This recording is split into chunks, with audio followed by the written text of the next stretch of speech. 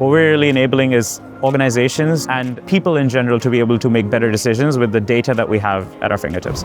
We're launching a context-aware tabular foundation model, which is actually going to be able to take textual input along with the dataset input, and the model will reason over the dataset with that information. All the conversations that are happening with the enterprise companies that we're speaking with really feels like an inflection moment.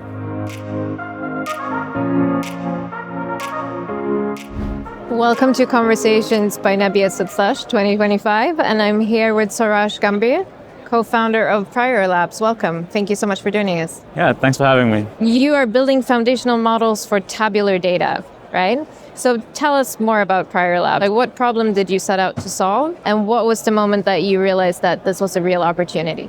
The genesis of Prior Labs actually starts with my co-founders, who are researchers in the machine learning world. One of them is a professor of machine learning for about 12 years. I was a founder of the field called AutoML, which is automated machine learning, which is teaching machines how to do machine learning. And my other co-founder, Noah Holman, he was doing his MD PhD at the time. And he was actually working with a lot of tabular data in the medical domain. And in the medical domain, you have a lot of small data because it's quite difficult to get access to data sets for clinical trials, and patient data is very expensive. The older traditional methods that you have of dealing with supervised machine learning, which is what we know as machine learning for the last 20 years, think about XGBoost, CapBoost, these data science models, don't really work well on medical data. And that was kind of the genesis of trying to say, there needs to be a better way to do this. And then looking at everything that was happening within transformer architectures, that led to things like the LLMs and vision models and image models and diffusion models, was kind of saying, okay, how can we leverage the breakthroughs and bring them to the tabular domain? And that was the start of the first version of our model, which was actually a university, an academic endeavor that eventually converted into the company Prior Labs that we have today. Walk us through what TabPFN actually does. Like, if you had to explain it to someone who is technical but perhaps not an ML expert, how would you explain it? I think the simplest way of explaining it is you have a data set. A data set has numbers, text, it can have categories. Let's say you work at a bank and you're trying to predict if a customer is going to default on their credit card. And based on that, you approve or reject a customer. There's a machine learning model that runs in the background when you apply for this credit card that's essentially assessing you and assessing your credit worthiness and approving or rejecting you on the basis of that. And traditionally, you need to build a model for that use case. So you need to go out there, collect a lot of data that's assessing the credit worthiness, and then you deploy that model that's really good at just doing that. If you have another use case where you want to predict, let's say, how you perform on your mortgage application, then you have to build another model where you have to get mortgage data and train that model on that data to assess your worthiness for the mortgage.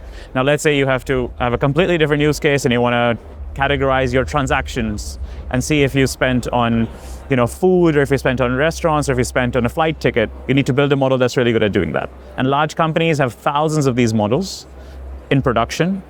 And what we do is we have one model that can just take any data set as an input and can give you the prediction that you want.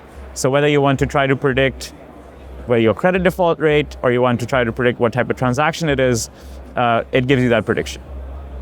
Where do you see this going? Who are you hoping that will be applying these as you go to market? Yeah, so we have an open source model, and our users are data scientists and data analysts and machine learning engineers, and they're already applying our model.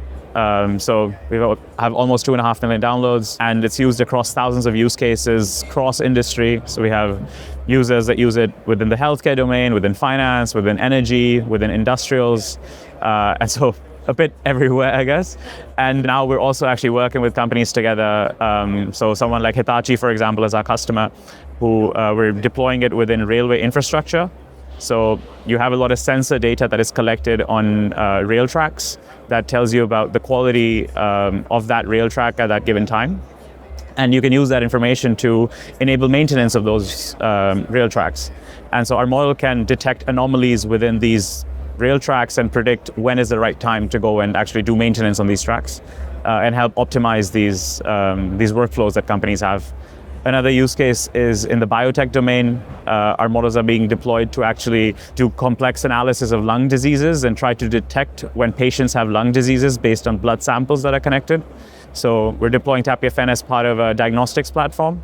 There's this UK and US based biotech company called Oxford Cancer Analytics, and they're using our model within the diagnostics platform to detect these lung diseases that patients might have based on a blood sample that they collect. So quite a wide range. It sounds like you could impact a lot of industries, and through open source as well, which is very close to our hearts, and I think something to be applauded. Open source is, of course, built a lot around community. And how do you see the importance of community in what you're building? I mean, it's super important. And actually, that's all we've been really focused on this whole year, has been on the community building. There's two elements to that. One is obviously you have the academic community and the research community, and open source is a great way of staying close to that community and also enabling more research and more advancements to happen. Tabular data is a new space for deep learners, and we want to enable more and more people to be able to go into that so that we can have better outcomes at the end of it. And so maintaining an open source approach is important for us there, and that community has, I think, already since our last model was launched at the start of this year in January, we've had like over 400 citations of that, and that's credit to the academic community for that. And then the second is the community that is actually actively using our model, that we are able to get together in a place like Discord, for example, and they give us a lot of feedback and they tell us about how they use TabPFN and what use cases they apply it to. So we run community ambassador programs, who are allowed to host events, who actually talk about our model, who help the other members of the community to solve their issues. And that's a big part of the feedback that we take in, that then goes into training our next versions of the models and actually what are the different engineering challenges that we need to approach. And of course also helps us identify where value is being found through the model, that then informs our more commercial motions on the go-to-market side. How big a team do you have today? We're getting close to 20 people now. Okay. Yeah. Well, with all the community sourcing, then that allows you to do so much more, right? Yeah, and the go-to-market team is quite small. It's like our team is primarily actually only AI scientists and machine learning engineers. So, I mean, personally, as the person on the go-to-market side in the company, I spend a lot of my time with the community, and I have done for the good half of this year, so that we can actually learn from them and leverage the power of that community. You have a pretty unique background as well. You worked in venture capital and corporate innovation before co-founding Prior Labs. So how does that fit in with what everyone else is doing, and how do you complement each other? Yeah, we've got actually quite a complementary skill set between the three of us, right? So I'm responsible for all of the go-to-market, all of our partnerships, also leading all of our operations and financing side of things. I think coming from a business background allows me to do that really well, but also with the technical understanding, right, because of my background. And my co-founders, they focus a lot more on the technology that we're developing and making sure that we're actually able to pursue the research and maintain our advancements on the scientific side, and then also making sure that all the engineering challenges that we have in front of us are addressed correctly. And my job as the go-to-market person is to feed them with as much input as I can, right? And make sure that we are prioritizing the right things based on what our community tells us and also what our customers are telling us about what they want from the model.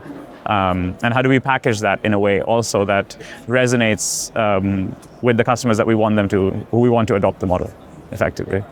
What are the next steps now going forward? It's really a growth moment for us right now because we've been launching a new series of models. So we launched our latest model, TabPFN 2.5, a couple of weeks ago. I also talked about it at Slush. And we're launching a couple of new models. So we're launching a context-aware tabular foundation model, which is actually going to be able to take textual input along with the dataset input. So you can describe what's in your dataset. You can feed metadata of the dataset into the model, and the model will reason over the dataset with that information. So giving you even better performance. And then we're launching another large data model, which is going to be able to scale TabPFN into millions of rows. So there's product velocity that we've built up, and there's a lot of new releases that we're going to continue to push over the next few months. And with all the conversations that are happening with the enterprise companies that we're speaking with, really feels like an inflection moment at this stage. Yes, I feel that way as well, and especially being here at Slush, you specifically feel that moment for European companies, I think. And in the midst of all this intensity, what is it that energizes you? What advice would you give to other founders who might find themselves in this in this moment? We live in the AI world, right? And I think there's just so much happening every single day. You get new research, you hear about new companies. That is just really exciting. And personally, I'm an extroverted person, so I feed off all that energy, and it just drives me more and more and more. But I think it's also tough, right? Because what do you focus on? And when you have a lot of these companies that are starting every day, especially in the application layer and the agentic layer, you see a lot of like the same company, but just packaged a bit differently. And so I think for other founders, it becomes, you have to find like what is the thing that makes you different. That is pretty important, especially as you think about where AI is going over the next few years. But the good news is that there's so much opportunity. I think if you look at a lot of enterprises, they're still, within the AI world, we can be in a bit of a bubble, and then you go outside it and you see the enterprise and what they actually adopt and what they actually use, and you realize, oh my God, there's still a long way to go, which is inspiration, right? And I think that can motivate founders a lot. So, yeah, I think that would be kind of my my tip. If you could look, say, to 2030, where would you see this technology going? This year feels like 5 years. So I think 2030 feels like 25 years away to me. But I think 2030, for us, what would be incredibly exciting at that point is what we're really enabling is organizations to make better decisions, and people in general to be able to make better decisions with the data that we have at our fingertips. And all this tabular data today doesn't get used effectively because the methods that we have to predict on this data are just outdated, and they're not in the new world today. And with what we're enabling, we're basically enabling us people to get predictions much, much faster and a much more accurate way. And what that can mean is that you're an organization that wants to make a prediction on, okay, let's say you want to make a prediction on how are my sales going to change over the next 3 months. Well, that means you have the data that's sitting in your databases about all of your sales and inventory information. Somehow, you're going to get that data all in one place. The model will understand that data. The model will be able to predict on that data and understand how the sales are going to change over the next 3 months and what are the actions that you should be taking on the basis of that. And with agentic workflows, you're going to be able to automate the types of actions actually that you're also going to take that will then accelerate your company way more. So the types of decisions, the speed of making decisions will accelerate significantly, and just the types of decisions that you can't even think about making today because they take like 1 year to actually plan and make happen would be able to be happening in seconds. And I think if we're there by 2030, I'll be very happy. Yeah, and it sounds like a very exciting place to be. Yeah, definitely. And look very much forward to following you on that journey. Thank you so much, George, for coming on the show with us today. Thanks for having me. Appreciate it.